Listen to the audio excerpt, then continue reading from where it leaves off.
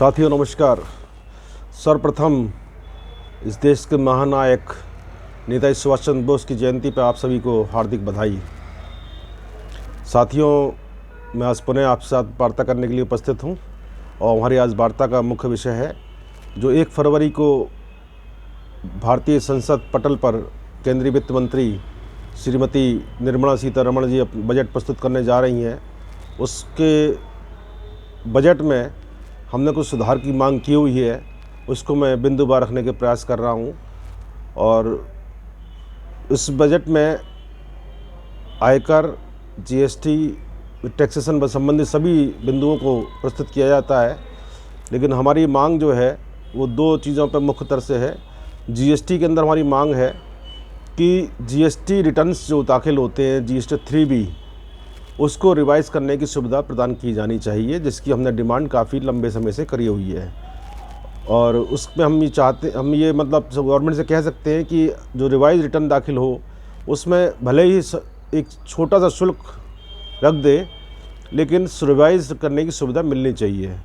दूसरा, जो धारा 30 में रिवोकेशन की व्यवस्था दी गई है, उसमें 90 दिन का पीरियड रखा गया है, लेकिन हमारी मांग है कि इसको 90 दिन का समय हटा करके इसमें पोर्टल पे एक व्यवस्था कर दी जाए कि जिस करदाता का पंजीयन किसी कारण से रद्द हो गया है, निरस्त हो गया है, कैंसिल कर दिया गया है और वो उन परिस्थिति से निकल के पुनः व्यापार करना चाहता है और उसको रिवोकेशन करना चाहता है, तो उसके लिए पोर्टल पे एक ऑटोमेटिक व्यवस्था करी जाए कि वो अपना जो भी मंथ वाइज या जैसे भी गवर्नमेंट ठीक समझे, जो हमने सुझाव दिया हुआ है उसके हिसाब से वो अपना लेट फीस जमा कर दे। लेट फीस जमा करने के बाद पोर्टल पे वो नंबर एक्टिव हो जाए और जितने पेंडिंग रिटर्न्स हैं उनको वो अपलोड करके टैक्स एवं ब्याज जो भी देयता है बन रही है उसको जमा कर दे, और उसके बाद में उसका जो जीएसटी नंबर है वो रिवोकेशन हो जाए, जिससे सरकार को जो रेवेन्यू मिलना था जीएसटी के थ्रू, रजिस्ट्रेशन व्यापार जो करता रेवेन्यू मिलता था उसको वो रेवेन्यू मिलता रहे। साथियों, अब मैं इनकम टैक्स के विषय पर आ रहा हूँ, लेकिन मैं आपसे बीच में अनुरोध करूँगा, कृपया मेरी इस वीडियो को सब्सक्राइब कर दें, लाइक करें और शेयर करें, लेकिन पूरी देखेंगे तो आपको बात मेरी समझ में आएगी, इसलिए मैं चाहूँगा कि पूरी ज़रूर देखें। साथ ही हमारे जो संपादक हैं कानपुर के अधिवक्ता संतोष गुप्ता जी, इन्होंने बहुत ही विस्तृत रूप से तैयार किया इस पत्रक को, डिमांड्स को। उन्होंने डिमांड की है इनकम टैक्स की धारा 44 AA के अंदर अनिवार्य रूप से बही खाते रखने का नियम में धनराशि सीमा में बढ़ोतरी की आवश्यकता है। आम आय की सीमा कम से कम 5 लाख रुपए तथा विक्रय धन की सीमा कम से कम 40 लाख रुपए निर्धारित करनी चाहिए। चालू वित्त वर्ष 2021 में से 5 लाख तक की आय पर सशर्त आयकर अदा करने से मुक्त रखा गया है।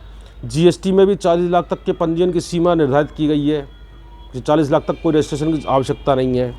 अतः सेक्शन 44 AA के अंदर ये सुधार होना चाहिए। सेक्शन 44 AB के तहत टैक्स ऑडिट की धनराशि सीमा बिना किसी शर्त के 1 करोड़ से बढ़ा के कम से कम 2 करोड़ करनी चाहिए। आपको ध्यान है कि जीएसटी में भी ऑडिट की अनिवार्य सीमा 5 करोड़ रुपये है, तो ये इनकम टैक्स में और जीएसटी में इतना डिफरेंस क्यों है, ये आप गवर्नमेंट को विचार करना चाहिए। और हम कारोबारी खर्च के मद में सेक्शन 40A(3) में 10,000 रुपये की नकद भुगतान सीमा है, लेकिन वर्तमान में मूल्य सूचकांक और घटती हुई रुपये की क्रय क्षमता को देखते हुए कम से कम बढ़ाकर 25,000 रुपये की जानी चाहिए। 10,000 रुपये बहुत कम है आज के इस युग के अंदर। ट्रांसपोर्टर भाड़े की सीमा कम से कम 35,000 से बढ़ा के 50,000 रुपये नकद की करनी चाहिए। अभी तक 35,000 तक का नकद भुगतान कर सकते हैं, उसकी सीमा बढ़ा के 50,000 रुपये होनी चाहिए। सेक्शन 269SS, 269ST, 269T एवं 269TT के तहत 20,000 तक के नकद लोन डिपॉजिट स्वीकार करने की छूट है। अधिक होने पर इसकी वापसी नकद में नहीं की जा सकती है। वर्तमान मूल्य सूचकांक एवं घटती हुई रुपये की क्रय क्षमता को देखते हुए इस धनराशि सीमा को बढ़ाकर कम से कम 50,000 रुपये की जाने की आवश्यकता है। अगला है सेक्शन 40A ब्रैकेट में IA के तहत किसी भी मद में भुगतान करने पर TDS कटौती समय से ना करने पर अथवा सरकारी खजाने में जमा न करने पर उस वर्ष में खर्च की छूट 70% तक ही मान्य है, 30% मान्य नहीं है। जब ब्याज और अर्थदंड आरोपित करने का प्रावधान ऑलरेडी दिया हुआ है इस सेक्शन में, तब उसी वर्ष खर्च अनुमान्य न किए जाना व्यवहारिक व उचित नहीं है। जब आप ब्याज भी ले रहे हैं, पेनल्टी भी ले रहे हैं, उसके बाद में आप 70% एक्सपेंडिचर अलाउ कर रहे हैं, तो ये एक ही कमी कह लीजिए या एक ही जुर्म कह लीजिए, इस पर तीन सजाएं क्यों? अगला पॉइंट है TDS की कटौती की धनराशि सीमा सभी मदों में बढ़ाने की आवश्यकता है। वर्तमान में लागू धनराशि सीमा काफ़ी कम है। ऐसे ही पार्टनरशिप फर्मों के मामले में आयकर की दरों में 30% से कम कर 25% बिना किसी शर्त के किए जाने की आवश्यकता है।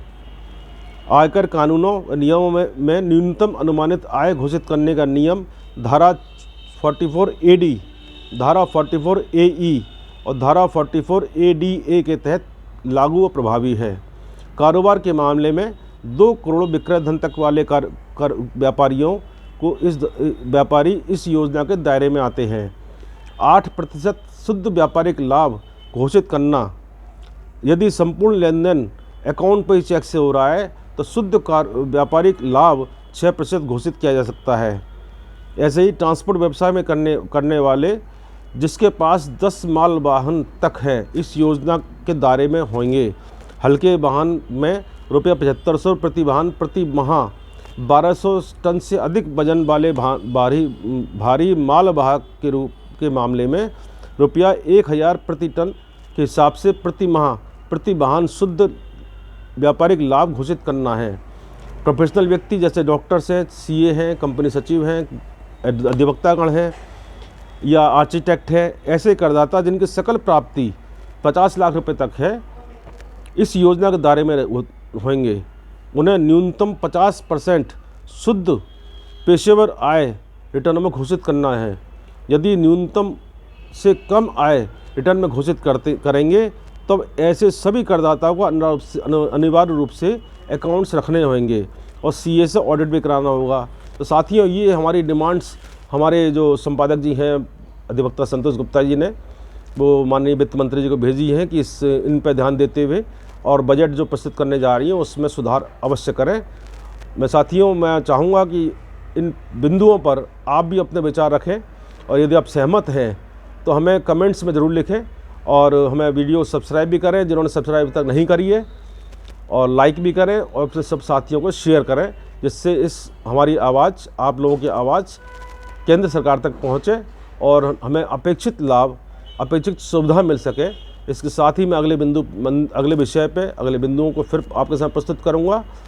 इसके साथ विदा लेता हूँ। जय भारत, जय हिंद, जय माँ भारती।